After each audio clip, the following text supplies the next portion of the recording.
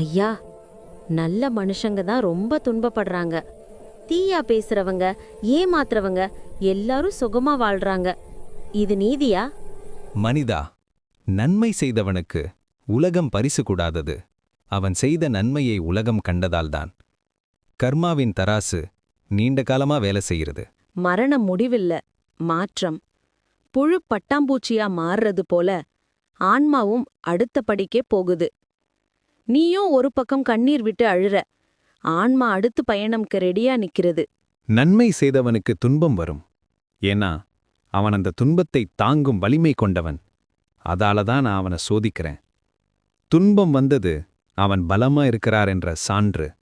தீயவனுக்கு இப்போ சுகம், ஆனா அது அவனுடைய கடைசி சமையல். கர்மா நெடுநேரம் ஒழுங்கா வேகும் சத்தமில்லா சமையல். ஆயுதம் வரும்போது ஒலி நிச்சயம் வரும். நான் தான் வாழ்க்கையை நடத்துறேன் என்று நினைக்க வேண்டாம். நீ பயணிக்கிற பாதையை நான் தேவை என்று வரைந்திருக்கிறேன். உன் நல்லது ஒரு நாளும் வீணாகாது.